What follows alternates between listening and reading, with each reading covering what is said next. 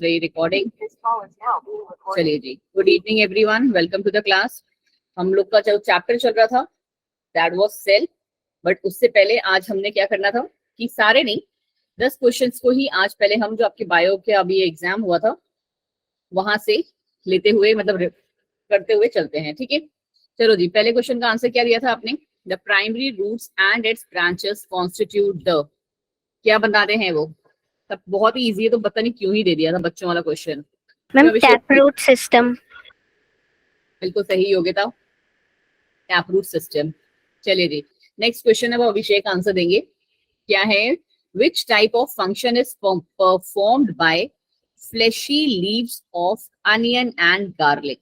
बताइए जी, किस चीज का फंक्शन करते हैं वो? गूगल, बिल्कुल सही, स्टोरेज। चलो नेक्स्ट क्वेश्चन का आंसर है अमन, ठीक है। व्हेन, हाँ जी अंजलि बिल्कुल सही है। When a flower has both androecium and gynoecium it is known as, Aman पहले आंसर देंगे उसके बाद आप लोग दे सकते हो। क्या बोलते हैं उसे? जब दोनों के दोनों सेक्सुअली रिप्रोड्यूसिंग ऑर्गेन्स जो हैं वो हमारे फ्लावर में प्रेजेंट होंगे तो उसको हम क्या कहते हैं?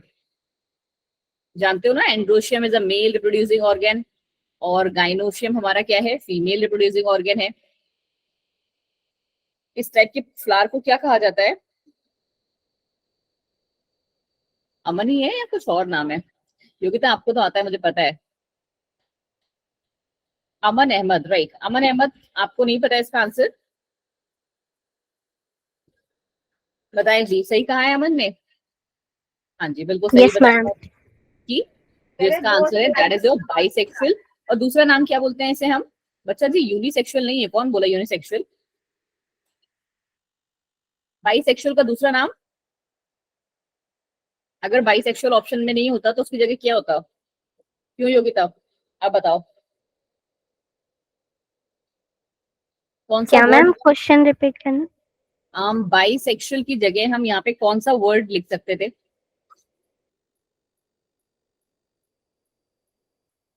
प्रिया बताओ क्या लिख सकते हो?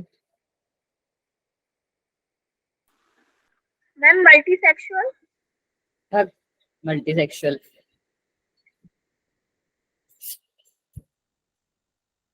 और कोई? विवेक जी, रोहित, अभिषेक?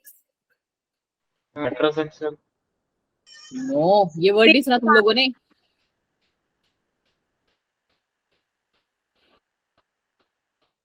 ये वर्ड कभी जिंदगी में नहीं सुना है? क्या है? फिर अब ये थोड़ी ना मैंने कहा था कि भाई लास्ट में उसमें जो है सेक्सुअली आना चाहिए। नहीं अंजलि, पॉलीसेक्सुअल नहीं, आप उसे मोनोशियस कह सकते हो। जैसे अगर यूनिसेक्सुअल को हम डायोशियस कहते हैं, इसका मतलब क्या है? मोनो मीन सिंगल, ठीक है। और सीएस मीन्स क्या हुआ कि एक ही बॉडी पे दोनों सेक्सेस प्रेजेंट होंगे, तो हम उन टाइप के ऑर्गन्स को क्या बोलते हैं? ऑर्गेनिजम्स को हम क्या बोल सकते हैं? उनको हम मोनोशियस भी बोल सकते हैं, ठीक है। चलो जी, next, a scar on the seed coat through which the developing seeds are attached to the fruit is called, बच्चों वाला क्वेश्चन अगेन। चलो अंजलि आप ही बता दो इसका आंसर सबसे पहले, बहुत देर से कह रहे थे आप।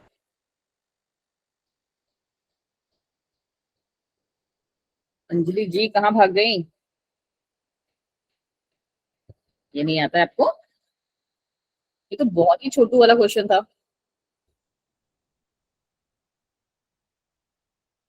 अंजलि अंजलि अंजलि, अच्छा अंजलि क्लास में से उड़ गई। चल कोई नहीं। ईशा आप आंसर दे पाओगे इसका? रोहित आपका तो मुझे पता है आप दे लोगे। ईशा लोहिया?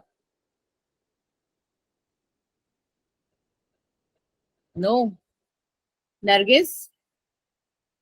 हाँ जी, तो ईशा यस मैम की जगह आप आंसर लिख देते बच्चे कि क्या आंसर है क्वेश्चन नंबर 44 का।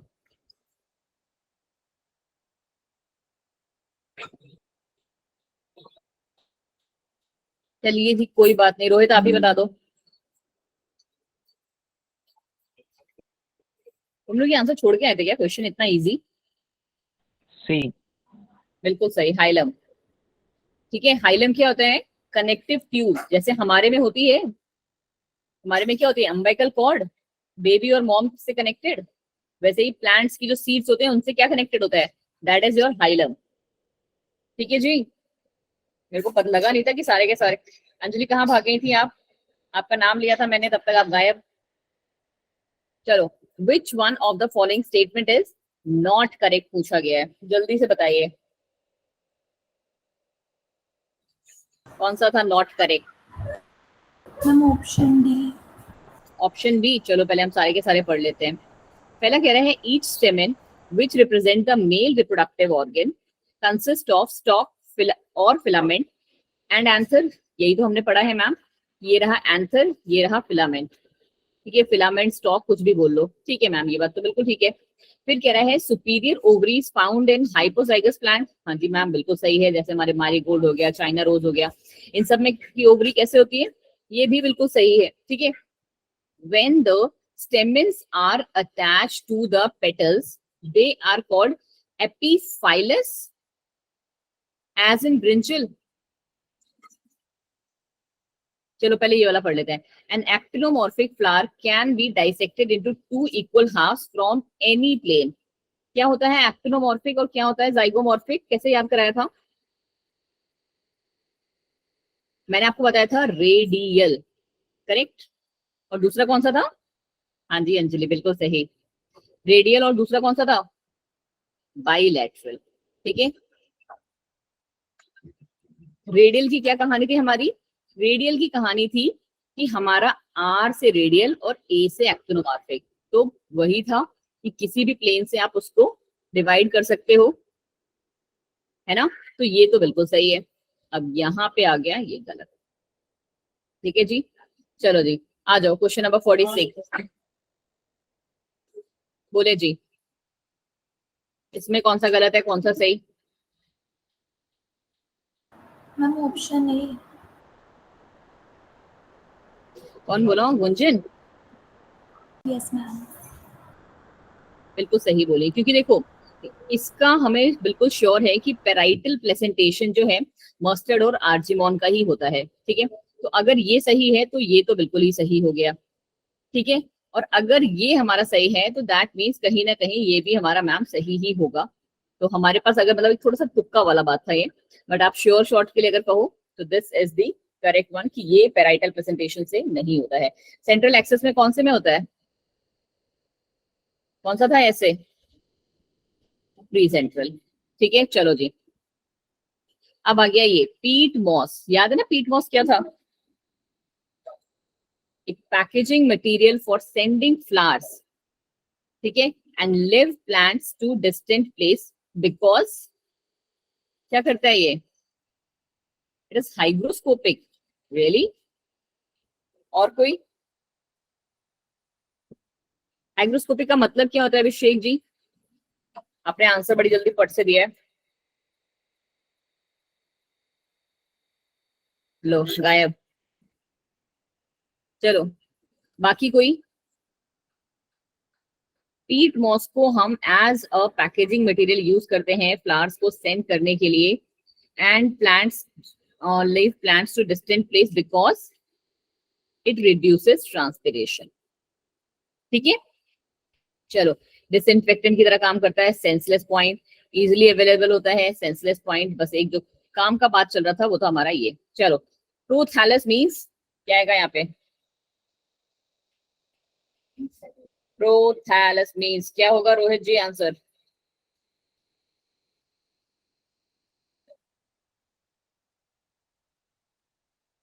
Ma'am option D.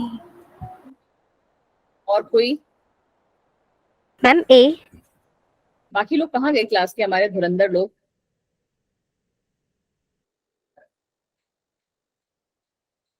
Rohit Yogita क्या हो गया, इतना टफ लग रहा था तुमको ये?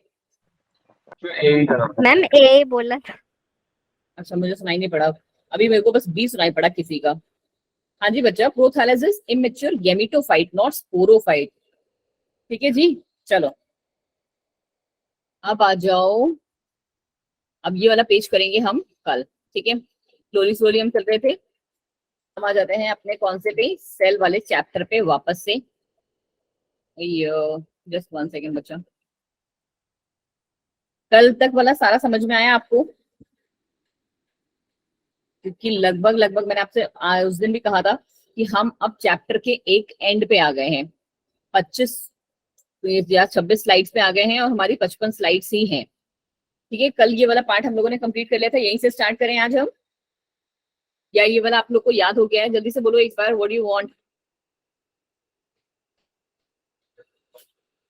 बोलो। You want me to start from this slide और हम आगे से करें स्टार्ट? बोलो भाई, तुम लोग तो एकदम वो बन जाते हो एकदम कि अरे मैम जो आपका मर्जी हो। क्या कह रहे हो अमन जी? जस्ट 1 सेकेंड, मैं एक्चुअली मैसेज उसमें बहुत जल्दी से लगे। मैम अटेंडेंस वेरिफिकेशन में स्टूडेंट रजिस्ट्रेशन नंबर में स्टूडेंट आईडी फिल करनी है। हाँ जी, रजिस्ट्रेशन नंबर है स्टूडेंट आईडी। ठीक है, ठीक है, आपको यहाँ पे स्टूडेंट आईडी फिल करनी है, बिल्कुल सही। ठीक है, और ये काम आपको ना 3 दिन करना है।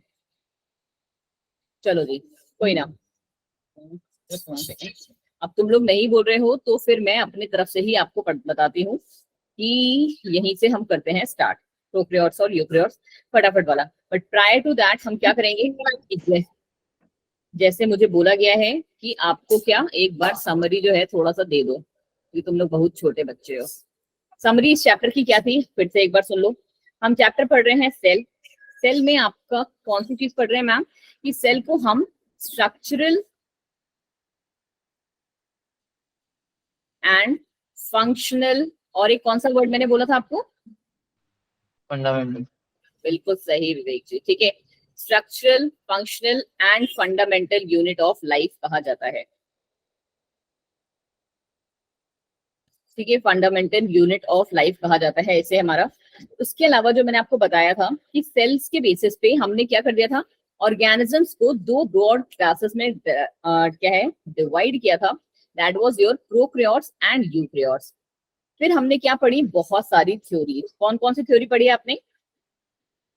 जल्दी से शॉर्ट में बताओ एक बार। सबसे पहली कौन थ्योरी सी मॉडल पर? डेनियल और डेवसन का। डेवसन डेनियल का सैंडविच मॉडल। ठीक है, उसके अलावा नेक्स्ट कौन सी थी? Robertson model. रॉबर्टसन का था। उन्होंने किस बेसिस पे समझाया था? अच्छा, पहले रॉबर्टसन मॉडल का दूसरा नाम क्या था? Unit membrane hypothesis. क्या बात है विवेक जी, बिल्कुल सही बोले, यूनिट मेम्ब्रेन हाइपोथेसिस। और आपका अगर कहो कि ये किस पे बेस्ड था मैम, तो रेलवे ट्रैक्स। बच्चा जी भूलना नहीं है भाई। ठीक है, रेलवे ट्रैक्स वाला ही कहानी था इनका, जैसे रेलवे ट्रैक्स होते हैं। Yes ma'am. हाँ और तो एक निकलसन और सिंगलर मॉडल। निकलसन, निकल निकलसन एंड सिंगर का हमारा सबसे एक्सेप्टेड मॉडल क्या नाम है उसका? Fluid fluid mosaic mosaic model. Model. Fluid mosaic model. Ma'am fluid mosaic model. चलो जी, याद तो है मतलब सबको। ठीक है, फ्लूइड मोज़ैक मॉडल ये हमने कल पढ़ा। कल हमने फिर उसके अलावा क्या चीज में थोड़ा सा ज्यादा कर लिया था, वो हमने किया था मैम प्रोकैरियोट्स और यूकैरियोट्स के ऑर्गेनेल्स पढ़ने स्टार्ट कर दिए थे। हमें इस चीज की क्लियरिटी मिल गई थी कि प्रोकैरियोट्स में न्यूक्लियस तो नहीं होता है, उसके अलावा मेम्ब्रेन बाउंड ऑर्गेनेल्स, याद है ना ये वर्ड, मेम्ब्रेन बाउंड ऑर्गेनेल्स भी एब्सेंट थे। कौन कौन से होते हैं membrane bound organelles? Mitochondria, Golgi apparatus, mitochondria, Golgi apparatus और ईआर, एंडोप्लाज्मिक रेटिकुलम। नेक्स्ट, एक ही बचा, लाइसोसोम। लाइसोसोम। ठीक है, लाइसोसोम। हमने ये पढ़ा था साथ में कि यहाँ पे जो प्रोकैरियोट्स थे इनके बारे में हमने पूरा अच्छे से पढ़ लिया था। इसके अलावा हमारा ने क्या पढ़ लिया था कि जो राइबोसोम्स इनके पास होते हैं वो कौन से राइबोसोम्स थे? 70S वाले। 70S 70 राइबोसोम्स थे, जो कि किससे मिलके बने हुए थे? 50 एंड 30S सब यूनिट थे। प्रिया, एस का मतलब क्या था? क्यों प्रिया? एस मीन्स योग्यता। मुझे पता होता है कि किसको आंसर पता होगा किसको नहीं।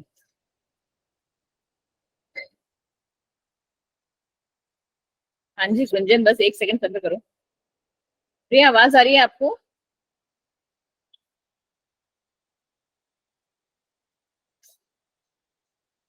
तमन्ना आप बताएं फिर। Yes, ma'am.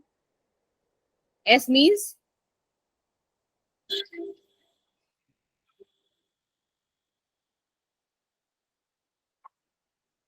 चाय के साथ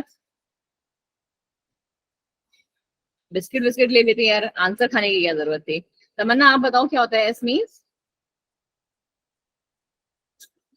मैम अभी याद नहीं आ रहा, कल बताई थी। दीक्षा,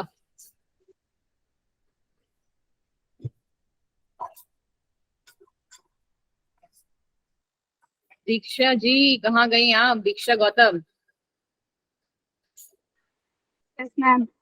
एस मीन्स, कल तो बहुत सारी सबने रामायण पूछी थी मुझसे।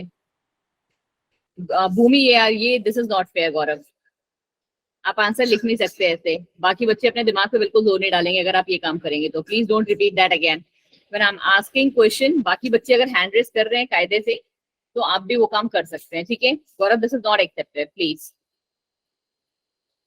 चलिए जी, जितने भी लोग हैंड रेस किए हुए थे कायदे से सभी वाले बच्चे, वो अपना हैंड रेस जो है वो नीचे कर सकते हैं। थैंक यू सो मच अपने पेशेंस के लिए। बट गौरव जी हाँ, नेक्स्ट टाइम से आप भी थोड़ा सा पेशेंस दिखाइएगा, है ना। This is not a time pass. आपको पता है हम लोग का सिलेबस जो है काफी अच्छा वैसे ही चल रहा है, काफी अच्छी स्पीड से चल रहा है। तो अगर हम ये स्पीड भी लेके चलेंगे तो हमारा सिलेबस बहुत आराम से कंप्लीट हो जाएगा अक्टूबर नवंबर तक। तो don't worry about that. Sedimentation coefficient कहते हैं। बच्चा जी नेक्स्ट टाइम से याद कर लेना, दीक्षा, तमन्ना एंड जिन्होंने नहीं किया था, ठीक है। यहाँ तक हम लोगों ने मैम कहानी कर ली थी पूरी। फिर हमने मैम कल प्रोकैरियोट्स और यूकैरियोट्स के थोड़े बहुत डिफरेंसेस भी देख लिए थे। क्या डिफरेंसेस देखे थे, चलो जी क्या डिफरेंसेस थे फटाफट से एक बार रिवाइंड करते हुए चलते हैं इसको। हाँ जी विवेक।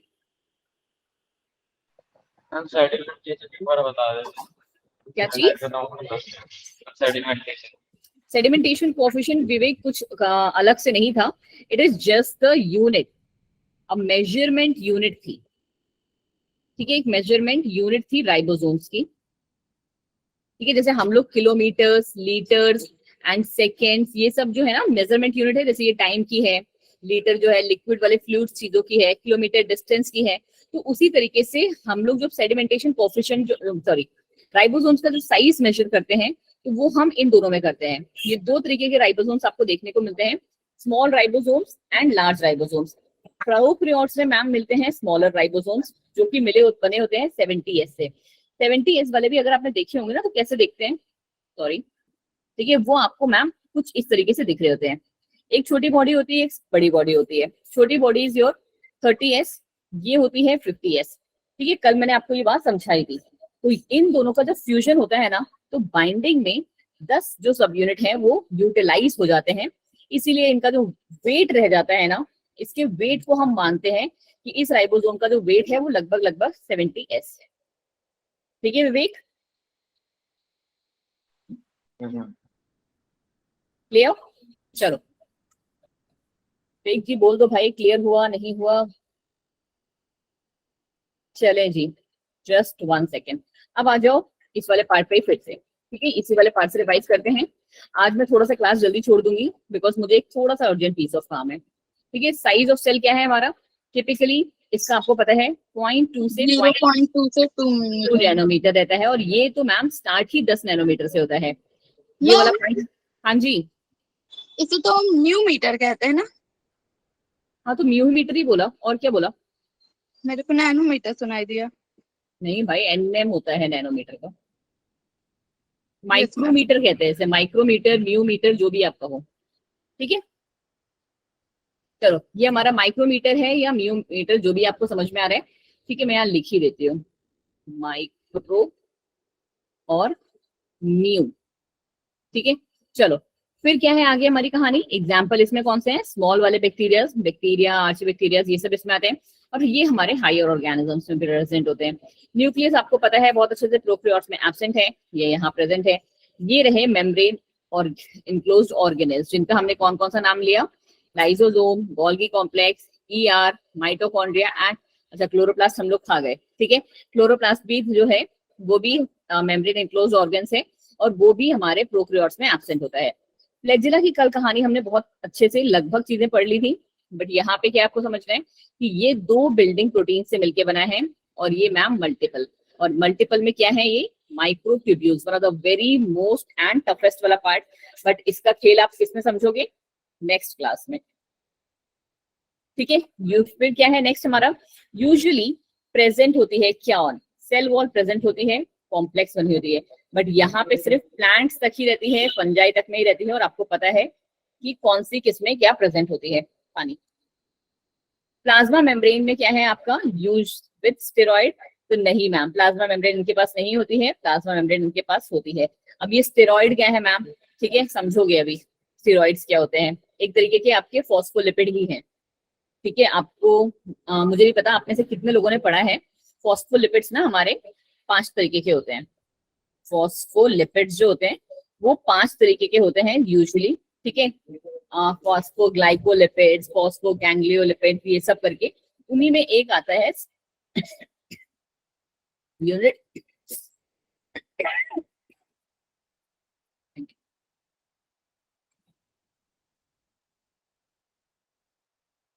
उसी में एक पार्ट हमारा स्टेरॉइड भी है, ठीक है जी। आई होप किसी को कोई कंफ्यूजन नहीं होगा। हर एक ऑर्गेनिज्म में अलग अलग बनना होता है। फिर है साइटोप्लाज्म के बारे में, बहुत ही अच्छे से कल भी हमने समझा था कि मैम साइटोप्लाज्म तो प्रेजेंट होता है हमारे प्रोकैरियोटिक सेल्स में, है ना, साइटोप्लाज्म तो होता है, बट क्या चीज नहीं होती है? साइटोस्केलेटन, साइटोप्लाज्मिक स्ट्रीमिंग, ये आपको देखने को नहीं मिलेगी। ये पार्ट भी आपको कब मिलेगा, समझ में आएगा जैसे ही हम नेक्स्ट चैप्टर में पढ़ेंगे। Cell cycle and cell division, ये सब उसी के पार्ट है, स्टार्टिंग कर दी है यहाँ पे, और यहाँ पे दोनों आपको देखने को मिलेंगे। फिर है राइबोसोम्स, तो स्मॉलर लार्जर। सेल डिवीजन कैसे हो रहा है? बाइनरी फिजन, 1 से 2, दिख रहा है ये वाला? नहीं आई गेस, है ना। 1 से 2, 2 से 4, ये कुछ इस हिसाब से बने हुए हैं। यहाँ पे मैम माइटोसिस चल रही है। क्रोमोसोम का नंबर कैसा होता है? मोस्टली में 1 होता है, बट नॉट ट्रू क्रोमोसोम्स, ये बात आपको पता है। पर यहाँ पे क्रोमोसोम का नंबर हमेशा 1 से ज्यादा होगा, और हर एक ऑर्गेनिज्म का अलग होगा। साथ में आप यहाँ पे लिख सकते हो डिफरेंट इन एवरी ऑर्गेनिज्म, ठीक है। चलो, सेक्सुअल रिप्रोडक्शन की अगर हम बात करें तो यहाँ पे कोई मियोसिस नहीं होती है, यहाँ पे मियोसिस। अच्छा, कल मैंने आपको ये होमवर्क दिया था, याद आ गया मुझे। कंजुगेशन करके आए हो क्या? क्यों जी, किसी ने किया है? अरे यार छोड़ो अंजलि, मैम तो ऐसे ही बोलती रहती हैं। नहीं ना, कितने अच्छे बच्चे हो तुम लोग, है ना। एक तुम्हारे बड़े भाई बहन 12th वाले कितने ज्यादा पंक्चुअल हैं कि कल मैंने एक दिन उनको काम नहीं दिया था, मंडे को, तो कल सारे के सारे मेरे से पूछ रहे थे कि मैम आपने आज होमवर्क नहीं भेजा हमें। ठीक है जी, तो प्लीज थोड़ा सा सीखो, अच्छी चीजें सीखने में बुराई नहीं है हमारे पास, है ना। तो आज का जो आपने काम करना है, हाँ जी गुंजन, कंजुगेशन तो आपने करके जाना है। अब मैं आपको खुद से पढ़ाने वाली थी, बट अब आपको ये पनिशमेंट है, फ्लैजिला एंड इट्स टाइप्स, खुद से बनाए पढ़ेंगे आप ये। और कल नहीं तुम्हारी आपकी क्लास है, परसों क्लास है। परसों मेरी क्लास में एंटर होने से पहले ये 2 टॉपिक और कल का जो मैं एक टॉपिक भेजूंगी, वो तीनों मुझे कंप्लीट चाहिए, ठीक है जी। सारे लोग स्क्रीनशॉट ले लो इसका फटाफट से, एंड विवेक प्लीज ऐसे ग्रुप पे पोस्ट कर देना कि ये आज का होमवर्क है। चलो, डिफरेंसेस तो पढ़ लिए आपने, ठीक है, और डिफरेंसेस आपको हर जगह मिल भी जाएंगे।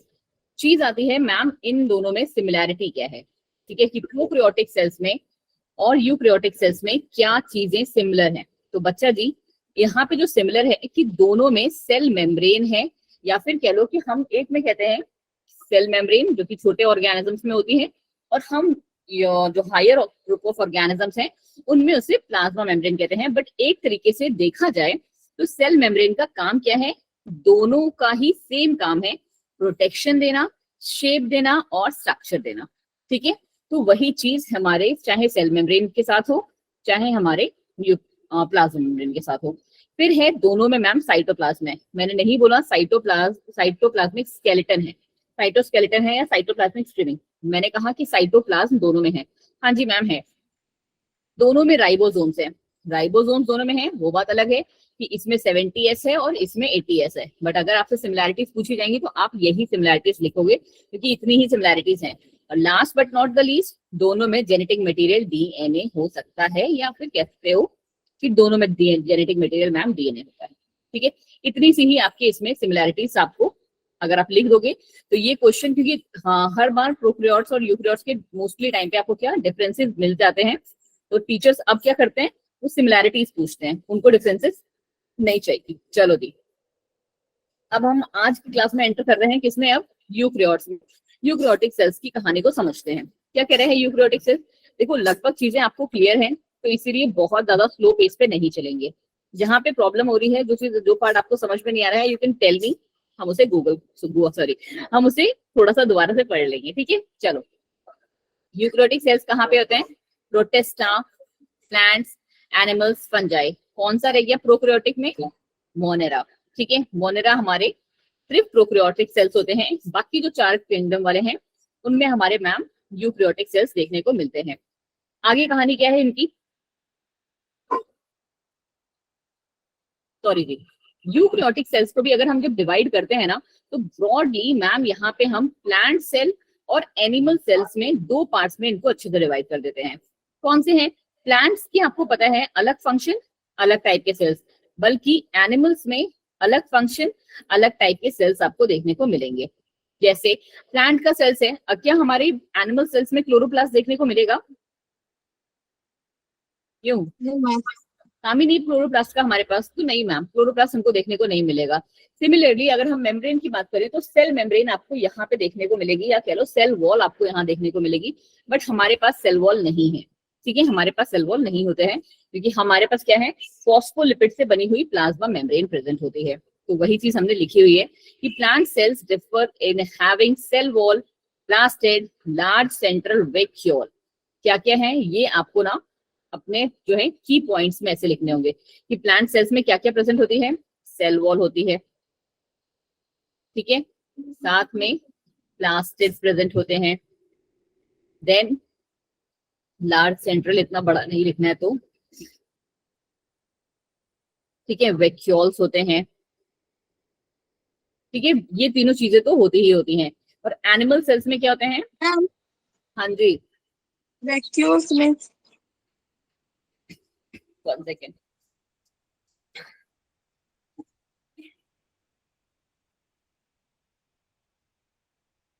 और मैम प्लास्टिड में से भी बता दीजिएगा। आ रहे हैं बेटा आ रहे हैं, ठीक है। ये अभी के लिए आपको ये इतना याद रखना है कि ये हमारे ऑर्गेनल्स के नाम हैं। वैक्यूल्स ये रहा, एक बड़ा सा जिसे कहते हैं क्या है, ऑर्गेनल्स है, जो कि क्या है, जिसको मोस्टली क्या बोलते हैं, गैस वैक्यूल कहते हैं, जो कि आपके इसमें एक ह्यूज स्पेस को कवर करता है, ह्यूज एरिया को कवर करता है। अभी क्या है ना बच्चे, थोड़ा सा सब्र, क्योंकि हमारा जो ये चैप्टर है ये इसी के बारे में ही है, ठीक है। हर एक को पढ़ेंगे हम इसमें, हर एक मतलब हर एक को, ठीक है, बस थोड़ा सा सब्र करो, देखो सब आएंगे अभी। ये रहा वैक्यूल्स, ठीक। फिर प्लास्टिड्स क्या होते हैं, ठीक है जी, है ना नीतू, यस मैम। अब सब्र हो जाएगा, हाँ अंजलि मैम सब पढ़ाएंगे। चलो चलिए, दूसरा क्या है हमारा, एनिमल सेल्स। एनिमल सेल्स की स्पेशलिटी मैंने आपको क्या बताया, सेंट्रियोल्स,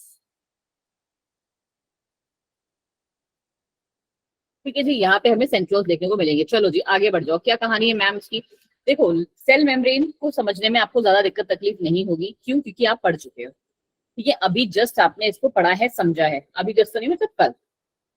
कैसे मैम, कि सेल मेम्ब्रेन जो है वो मोस्टली बनी होती है किसकी, लिपिड्स की, ठीक है ma'am, that are arranged in a bilayer. क्या ये मतलब समझ में आ रहा है आपको, बाइलेयर, 2 layers में। बिल्कुल सही हो बेटा, ठीक है। 2 लेयर से मिलके बनी हुई होती है, कौन किससे किसकी, फॉस्फोलिपिड्स की। याद है कल की क्लास में हमने पढ़ा है कि हाँ मैम ये फॉस्फोलिपिड्स की मिलके बनी हुई होती है, हमारी बाई लेयर्स होती हैं। एक लेयर ऐसी, मेरे में थोड़ा गैप आ जाता है बट तुमको गैप नहीं लिखना, ठीक है। ऐसे पढ़ा था हमने मैम,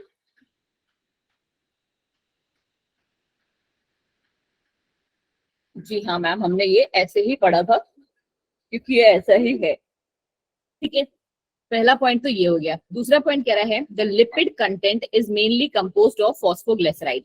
अभी मैंने आपको बताया कि हमारे पास बहुत टाइप के लिपिड्स होते हैं, जिसमें अभी जस्ट स्टेरॉइड्स भी एक आपने समझा। तो यहाँ पे जब हम सेल मेम्ब्रेन की बात कर रहे हैं, प्लाज्मा मेम्ब्रेन की नहीं, सेल मेम्ब्रेन की बात कर रहे हैं, तो यहाँ पे हमारे पास क्या है, फॉस्फोग्लिसराइड्स भी प्रेजेंट हैं। ठीक है, एक टाइप का ये फॉस्फोलिपिड ही है। Protein is also present in the cell membrane, हमें पता है ratio of protein and lipids vary in different cell. Cell to cell जो प्रोटीन और लिपिड्स का रेशियो होगा वो आपका क्या होता रहता है, चेंज होता रहता है। प्रोटीन्स कैसे प्रेजेंट होते हैं, ये वाला प्रोटीन और ये वाला प्रोटीन, क्या क्या कहते हैं इन्हें, ए को क्या कहा जाता है और बी को क्या कहते हैं,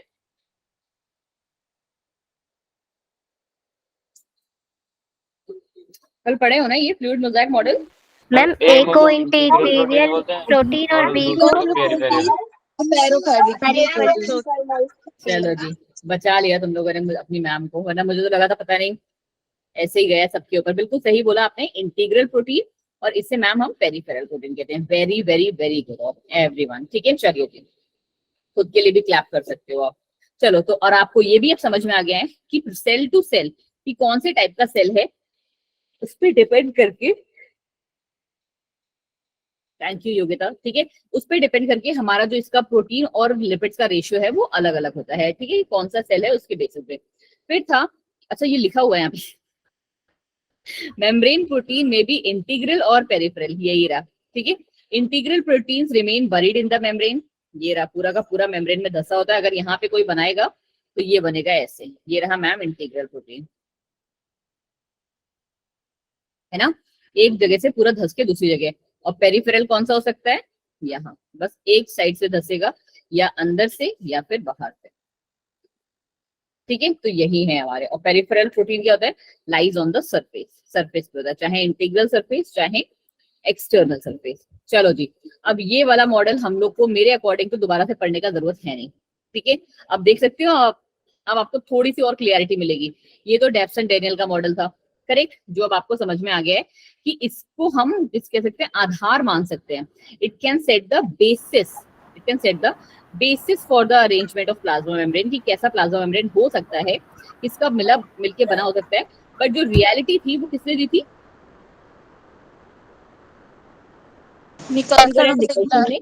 और यहाँ पे आपको देख सकते हो कि तीनों के एक बार में डेट्स भी दिए हुए हैं। ये दो तो मोस्टली लोगों को याद रह जाता है, ये वाला लोग भूल जाते हैं। ठीक है, 35 में क्योंकि पहला मॉडल आया था इसलिए याद रहता है, 72 में लेटेस्ट आया था इसलिए याद रहता है, 59 रॉबर्टसन का छोटू सा मॉडल था इसलिए लोग भूल जाते हैं, बट हाँ याद कर सकते हो। ठीक है, तो यही चीज थी कि दो फॉस्फोलिपिड हैं, दो प्रोटीन की लेयर्स हैं। ठीक है मैम, नहीं दो फॉस्फोलिपिड नहीं उन्होंने, बट इसको हमने एक ही माना था। ठीक है, बोला उन्होंने दो फॉस्फोलिपिड था, बट लेयर जो थी वो एक की थी। ठीक है, एक की लेयर थी और दो प्रोटीन की लेयर्स थी यहाँ पे। ये रहा हमारा डेप्सन एंड डेनियल वाला। रॉबर्टसन वाला आप खुद से बना सकते हो, ट्रेन की पटरी काइंड ऑफ, करेक्ट। और ये रहा हमारा जो रियल वाला मॉडल है, और यही सबसे एक्सेप्ट। देखो कल मैंने जब आपको पढ़ा रही थी तब मैंने आपको यहाँ पे एक चीज बताई थी, जस्ट एक सेकेंड देना।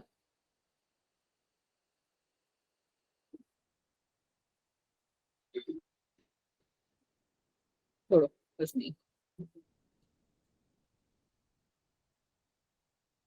चलो मैं खुद से कर देती हूँ इसको लेबल। ठीक है, देखो अगर अब आप अपने आप को कंप्लीटली फ्लूइड मोज़ेक मॉडल आपको लगता है कि हाँ आपको समझ में आ गया, तो आप इस वाले मॉडल को आराम से लेबलिंग कर सकते हो। ठीक है, कैसे मैम, कि ये रहा हमारा बाहर का एनवायरनमेंट। अगर हम सेल की एक बात करें तो ये रहा सेल को आप कैसे दिखा सकते हो, ऐसे, है ना, मतलब ये जो लाइंस हैं इनको आप गोले गोले कर लो।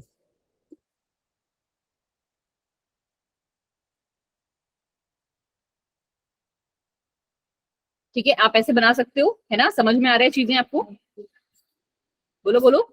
इसके अंदर ये पूरा क्या भरा हुआ है, साइटोप्लाज्म, करेक्ट। ये पूरा का पूरा हमारा, ये क्या आ गया, ये पूरा का पूरा मैम हमारा साइटोप्लाज्म इसके अंदर भरा पड़ा है। ठीक है, चलो जी, और क्या क्या आप लेबल कर सकते हो, तो इसको बोलेंगे हम, जैसे यहाँ पे आपको थोड़ा सा दिख रहा होगा, एक्स्ट्रा सेल्यूलर फ्लूइड। बाहर क्या होगा मैम, एक्स्ट्रा सेल्यूलर फ्लूइड। तो अंदर क्या हो जाएगा, इंट्रासेल्युलर फ्लूइड, जिसको हम साइटोप्लाज्म कह रहे हैं। ठीक है, तो ये रहा मैम इंट्रासेल्युलर फ्लूइड, ये रहा मैम साइटोप्लाज्म पूरा। अब आते हैं और इम्पोर्टेंट, ये आपको बहुत अच्छे से पता है क्या है, हमारे फॉस्फोलिपिड्स। ठीक है, ये क्या है? Integral proteins. ये मैम हमारे इंटीग्रल प्रोटीन्स है। ये क्या है? क्या नाम है इसका? चलो क्या पेरिफेरल। हाँ जी योगिता, वेरी गुड। ये मैम पेरीफेरल प्रोटीन है क्योंकि पेरीफेरी पे प्रेजेंट है। ठीक है, पेरीफेरल प्रोटीन, चाहे आप इस वाले को बोल लो, चाहे ये जो अगर हमारा कोई भी बाहर जो होगा तो सिर्फ पेरी तक रहेगा, तो ये भी हमारा पेरीफेरल प्रोटीन है। ये क्या है बच्चे? ये जो सांप जैसे लटक रहे हैं, मैम शुगर। बिल्कुल सही जी। ठीक है, ये है मैम हमारे शुगर, या जिनको हम कहते हैं क्या? Glycocalyx, carbohydrate, glycoproteins. क्या हो सकते हैं ये? It can be either your glycocalyx, ठीक है, अभी आएगा आगे ये, ग्लाइकोप्रोटीन्स,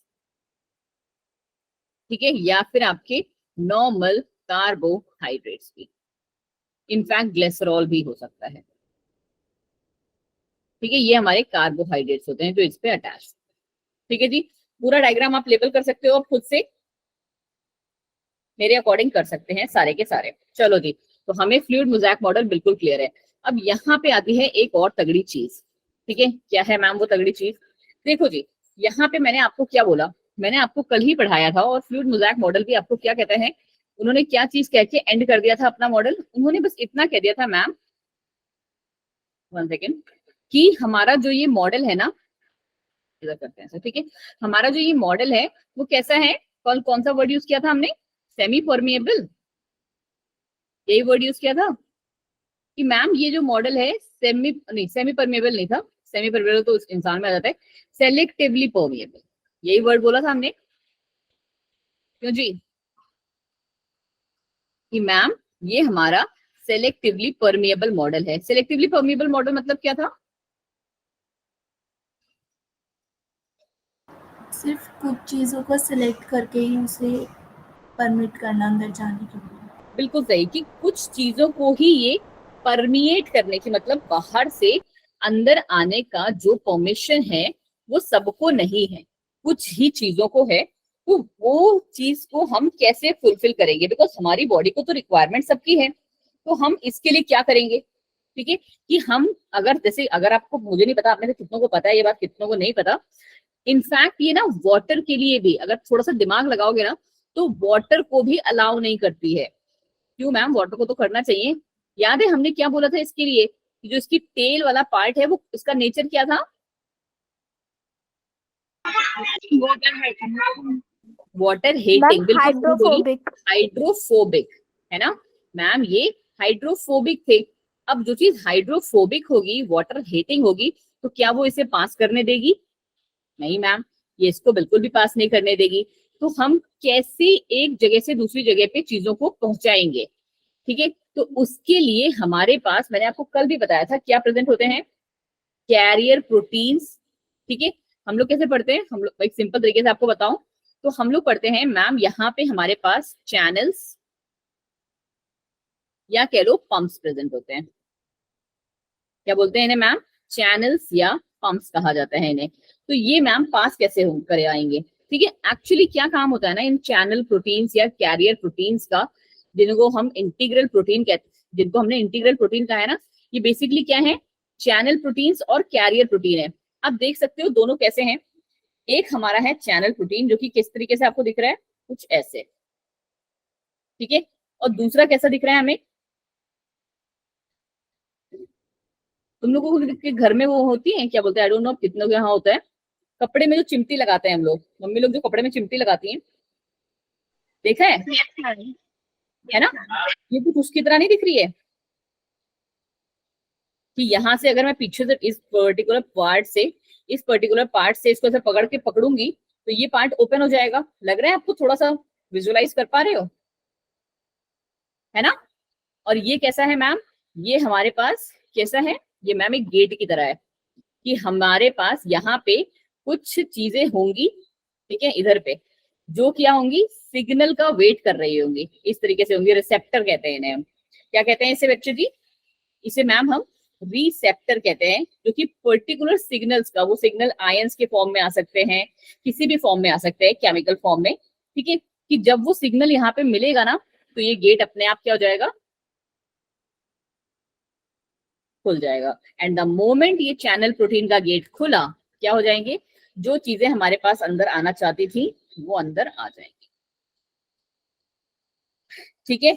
और वही कहानी हमारी कैरियर प्रोटीन के साथ भी है कि मैम ये अभी किस फॉर्म में है, क्लोज्ड फॉर्म में है। जब ये ओपन होगा तो कैसे होगा कि यहाँ पे मैम कुछ रिसेप्टर्स लगे होंगे इनके पास भी, और रिसेप्टर को जैसे ही सिग्नल मिलेगा, जैसे अंदर क्या होगा कि अंदर जैसे अगर आपने सबसे ज्यादा जो कॉमनली सुनोगे अब आगे से, तो आप सुनोगे ना sodium potassium pump, sodium potassium pump या चैनल, ठीक है। ये कैसे होते हैं ना कि अगर अंदर, जैसे आपको पता होगा, मुझे नहीं पता आपने कितनों को पता है ये बात, कितनों को नहीं पता, कि एक पर्टिकुलर सेल में ना सोडियम का कॉन्सेंट्रेशन अंदर ज्यादा होता है, कम, पोटेशियम अंदर हमारे पास ज्यादा है, ठीक है, और सोडियम बाहर, ठीक है। मैंने ये नहीं कहा कि सोडियम अंदर क्या बोलते हैं नहीं है, मैंने आपसे बस इतना कहा कि सोडियम का कॉन्सेंट्रेशन बाहर ज्यादा होता है और पोटेशियम का कॉन्सेंट्रेशन अंदर ज्यादा होता है, ठीक है। और एक बार में जब ये क्या बोलते हैं ओपन होते हैं ना, तो इनका कहानी पता है कैसे चल रहा होता है कि ये जो है दोनों तरीके से करते हैं काम। मतलब क्या कि तुम्हें अगर क्या बोलते हैं लड़कियों की बात कर लेते हैं, तुम्हें अगर कोई ड्रेस खरीदनी है तो तुम्हें शॉपकीपर को पैसे देने हैं, ठीक है, फ्री में कुछ नहीं मिल रहा। कैसे मैम? तो इसका मतलब है सोडियम पोटेशियम पंप क्या काम करता होगा, एक साथ काम करता होगा कि 3 सोडियम आयन जब हमारे अंदर आएंगे, ठीक है, क्या कहा मैंने, 3 सोडियम आयन जब अंदर आएंगे तो मैम उसी रास्ते से 2 पोटेशियम आयन बाहर भी जाएंगे। कितनों को ये बात समझ में आ गई है? ठीक है, इसका रेशियो हमेशा फिक्स रहता है कि 3 सोडियम एक बार में अंदर आएगा और 2 पोटेशियम बाहर जाएगा, हमेशा ये, क्योंकि हमें क्या करना है, बैलेंस भी बनाना है, ठीक है। तो लगभग चीजें आपको थोड़ी सी अभी समझ में आ रही हैं कि यहाँ पे क्या चल रहा होगा, ठीक है, कि यहाँ पे रिसेप्टर्स प्रेजेंट होंगे, ये चैनल प्रोटीन है। अब अच्छा एक बात बताओ, फायदा किसमें होता होगा हमें, चैनल प्रोटीन के थ्रू जो है प्रोसेस इजी है या फिर कैरियर प्रोटीन के थ्रू? बताओ आपको क्या लग रहा है? Channel protein. क्यों योगिता, ऐसा क्यों कह रहे हो? वैसे आंसर तुम्हारा बिल्कुल सही है, रीजन भी बता दो थोड़ा सा दिमाग लगा मैम के। जैसे इसमें क्या बोलते हैं, जो हमारा कैरियर प्रोटीन होता है उसमें कुछ बाहर भी जाता है, जैसे अंदर आना होता है तो बाहर भी, लेकिन उसमें ऐसा कोई कॉन्सेप्ट नहीं है। हाँ, ये भी एक रीजन है योगिता। और दूसरा रीजन ये है ना कि मैम चैनल प्रोटीन एक बार में ह्यूज नंबर को अलाउ करता है, कि जैसे वो नहीं होता है कि तुम लोग कभी मंदिर वंदिर जाते हो, वैष्णो देवी वगैरह मंदिर जब जाते हैं, तो अब वहां पे ना क्या कर दिया गया, गेट का सिस्टम कर दिया है, ठीक है, कि जैसे ही गेट खोला एक नंबर की भीड़ पूरी की पूरी चली गई, ठीक है, फिर गेट कर दिया बंद, ठीक है, फिर गेट खोला तो पूरी भीड़ चली गई। तो वही काम चैनल प्रोटीन के साथ भी हो रहा है, ठीक है। बट अगर हम कैरियर प्रोटीन के बारे में बात करें तो कैरियर प्रोटीन कैसे होता है, ओपन होगा, क्लोज होगा, ओपन होगा, अंदर गया एक चीज, फिर जैसे ही अंदर गया वो क्लोज, ठीक है, एक बार में एक चीज ही इसके साथ ट्रांसपोर्ट होगी। अब यहाँ पे एक ना बहुत ही इंपॉर्टेंट कॉन्सेप्ट आ जाता है, कौन सा, एक्टिव ट्रांसपोर्ट। कितनों ने पढ़ा है ये? और पैसिव ट्रांसपोर्ट, क्या होते हैं ये दोनों योगिता? मैम एक्टिव ट्रांसपोर्ट में जो ट्रांसपोर्ट होता है उसमें एनर्जी के यूज से होता है, और जो पैसिव ट्रांसपोर्ट होता है उसमें ट्रांसपोर्ट विदाउट एनर्जी होता है। उसके मैम अलावा पैसिव का एग्जांपल है जैसे ऑस्मोसिस और डिफ्यूजन, और एक्टिव का जैसे कोई और। कोई और मीन्स? एक्टिव में उन्होंने कहा जो है हमें एनर्जी चाहिए, energy in the form of ATP, ठीक है, बल्कि यहाँ पे हमें no energy no ATP is required, ठीक है, बिल्कुल सही। और एक सबसे सिंपल तरीके से उन्होंने दिया डिफरेंसेस, और इसके आगे के जो डिफरेंसेस हैं वो हम पढ़ेंगे आगे, ठीक है। बट यहाँ पे जो मैं आपको पॉइंट बताने की कोशिश कर रही हूँ वो ये है कि पैसिव ट्रांसपोर्ट में हमारे पास 2 इंपॉर्टेंट चीजें आती हैं। कौन सी चीजें, इसको कर दो बंद क्योंकि हम पैसिव वाला ही कर रहे हैं। यहाँ पे आपको देखने को मिलेगा चीज, एक कहते हैं जिसे हम अगेंस्ट द कॉन्सेंट्रेशन ग्रेडियंट, ठीक है, ग्रेडियंट, और दूसरा क्या होता है,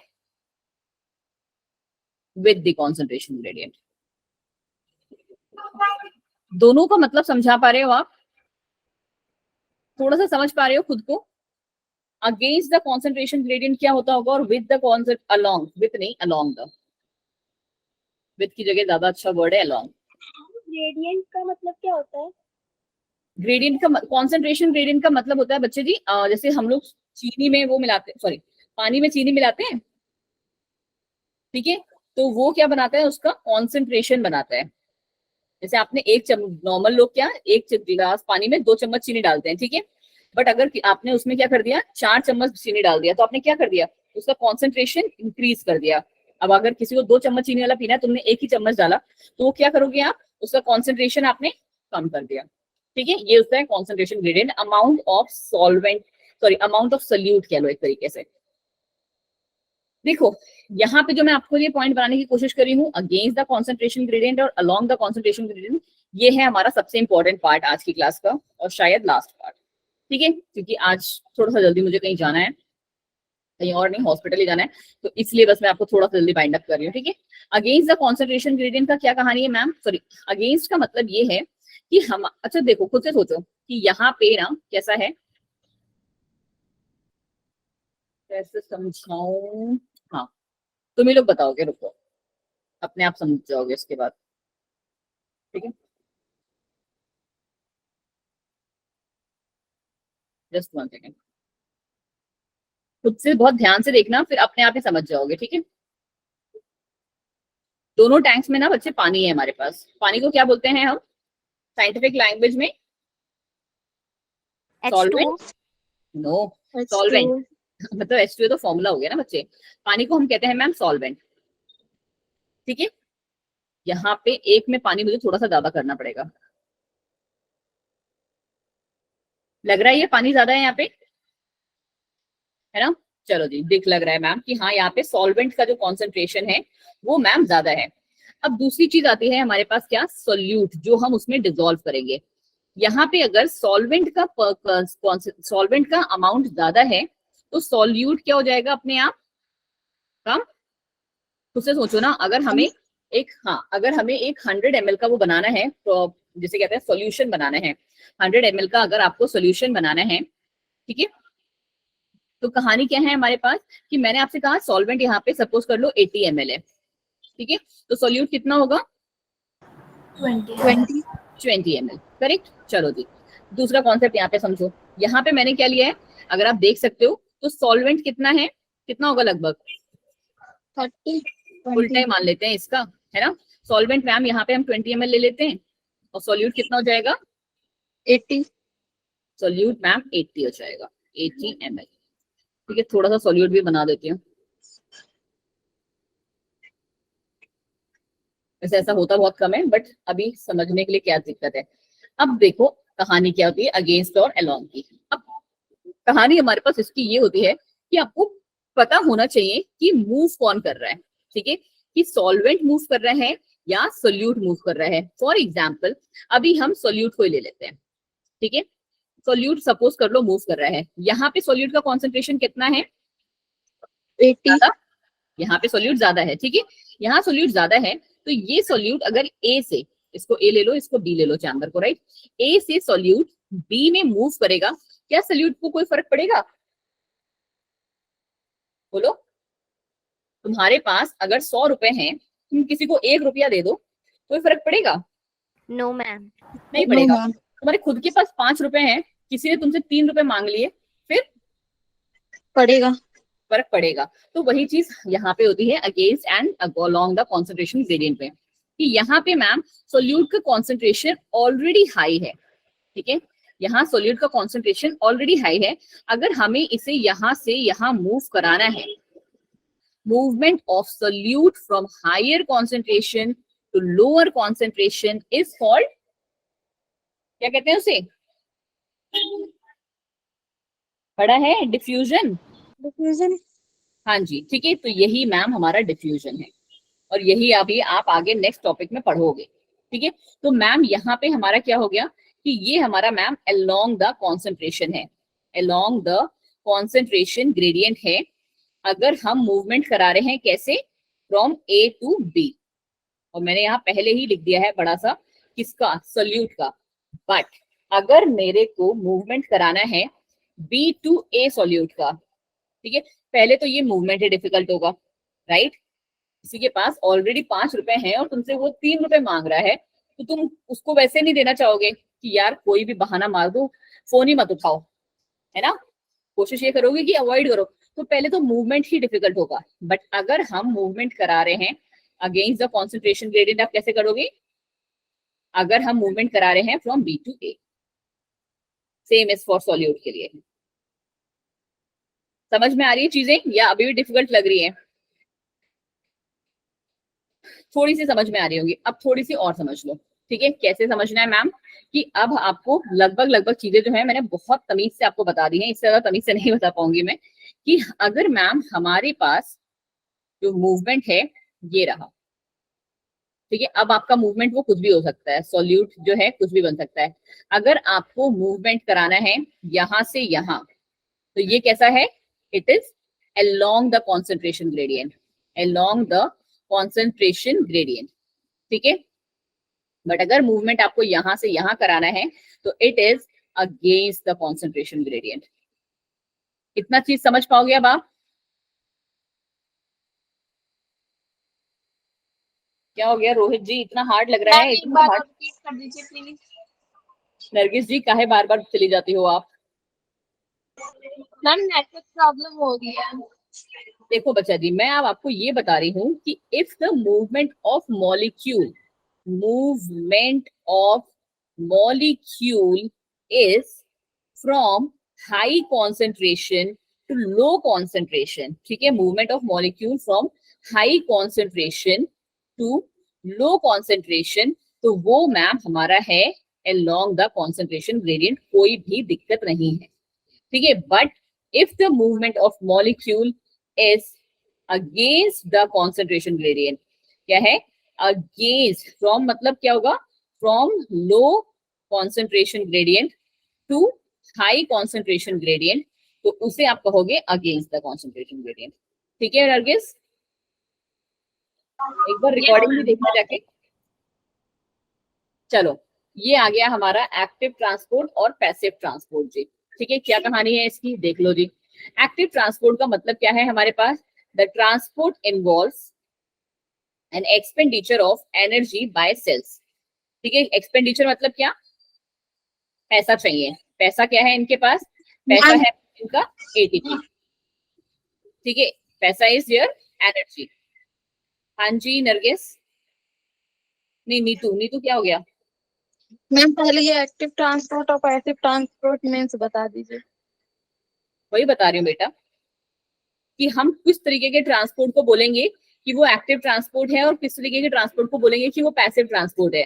अगर ट्रांसपोर्ट में हमारा एटीपी लग रहा है, ठीक है, जब आपको यहाँ पे ट्रांसपोर्ट दिखाओगे ना बच्चे इस जगह पे इधर ऐसे, तो अगर आपका एटीपी लग रहा होगा ना, पता है कैसे दिखा देगा वो दिखा देगा, हमारी तरह नहीं कि छुपा ले, वो यहाँ दिखा देगा कि यहाँ पे एटीपी मॉलिक्यूल जो है वो एडीपी प्लस फॉस्फेट में कन्वर्ट हो गया है, ऐसे। तो इसको आपने अगर ये दिखा दिया तो ये हो जाएगा एक्टिव ट्रांसपोर्ट, ठीक है। बट अगर यहाँ पे है तो ये हमारा पैसिव ट्रांसपोर्ट है कि कोई भी एटीपी का यूज नहीं होता है। अभी समझोगे, एकदम से आगे मत पहुंचो, समझोगे धीरे धीरे बस, ठीक है।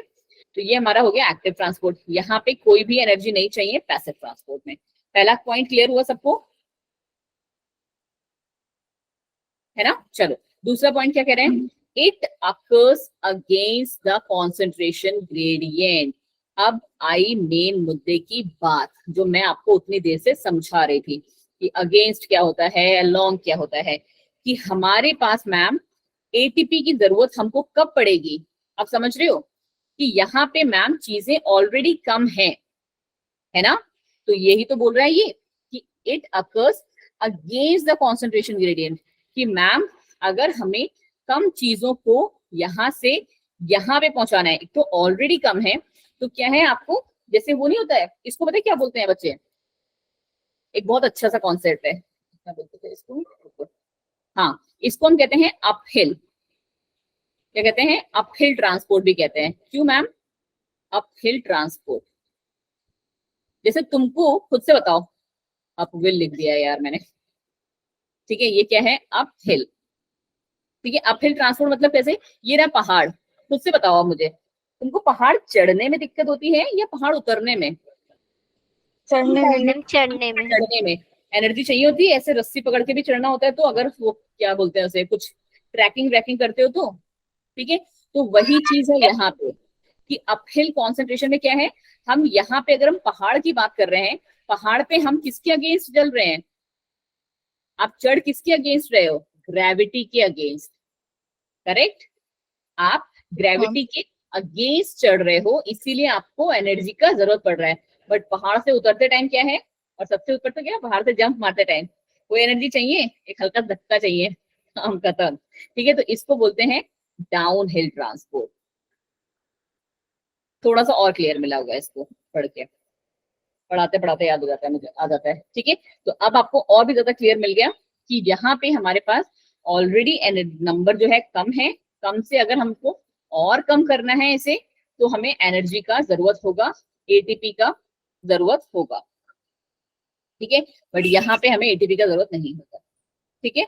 ये कैसा प्रोसेस है, फटाफट, बल्कि होता उल्टा है रियलिटी में अगर हम बात करें, बट ये कैसा है, स्लो प्रोसेस है, ठीक है। रियलिटी मीन्स अगर हम पहाड़ चढ़ने वाला कॉन्सेप्ट ले रहे हैं तो, वरना आपको पता होना चाहिए कि एक्टिव ट्रांसपोर्ट जो है वो हमारा कैसा है, रैपिड प्रोसेस होता है, जल्दी से हो जाता है, और ये हमारा स्लो है। किसी को इन चारों पॉइंट्स में जरा सी भी दिक्कत है? नो, ठीक है। ये 4 पॉइंट्स प्लस ये रहा डायग्राम, ये वाला कॉन्सेप्ट, दोनों ही चीजें आपने लिखनी है यहाँ पे, ठीक। चलिए जी, अब ये वाला जो पार्ट है मैं ये आपको कराऊंगी कल से, ठीक है। थोड़ा सा ये ऑस्मोसिस और डिफ्यूजन थोड़ा सा पढ़ के आना अब, ठीक है। ये पूरा जो है ना बच्चे, ये पूरा हमारा डिफ्यूजन ही है, this is all your diffusion. और ऑस्मोसिस में सिर्फ एक वर्ड ऐड हो जाता है, क्या, through a semi permeable membrane, ठीक है, ठीक है।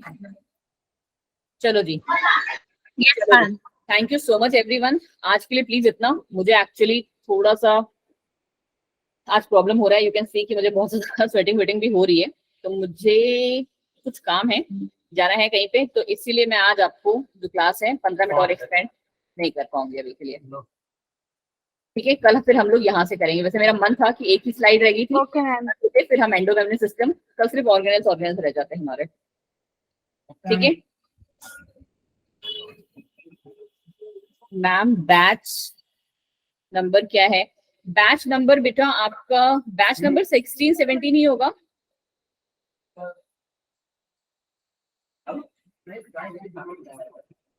ठीक है। Bye bye Vivek ji, bye Anjali, bye ma'am, bye ma'am. ये 18 नहीं आ रहा है मतलब,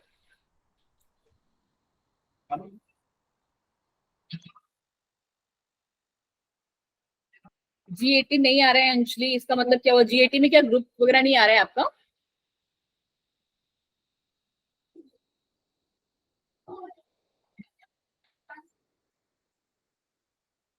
मैम बैच नहीं आ रहा है वहां जो है हमारा, बैच नहीं मतलब बैच नहीं आ रहा है वो।